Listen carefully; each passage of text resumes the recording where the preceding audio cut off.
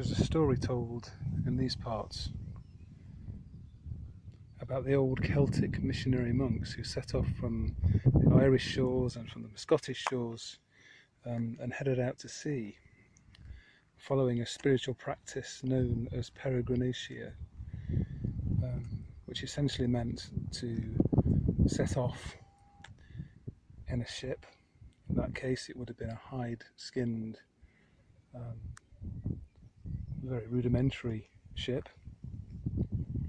known as a Berlin, and heading off out to sea to trust to wind and tide to take them to wherever the place it was that God wanted them to be.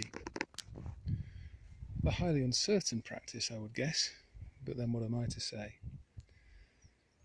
Anyway, a few years ago, I went to an island with a group of friends, which is one of the islands which is associated with the monastic site of a man called St. Brendan, who was famous for making some of these journeys, including there's some strong evidence to suggest he may even have got as far as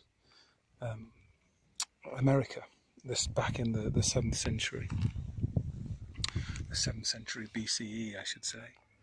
There's a mythical story about him encountering sea monsters and getting stuck in seaweeds that sound uncannily like the Sargasso Sea. But whether or not he made that journey or not, there's no doubt that he was a man for whom spirituality and the sea and the small islands and this coastline were intrinsically linked. So I wrote a poem, which is one of the poems that's featured in a number of our pieces, called The Prayer of St. Brendan, which goes like this. Lord, stain me with salt. Brine me with the badge of a deep sea sailor. I have spent too long on concrete ground.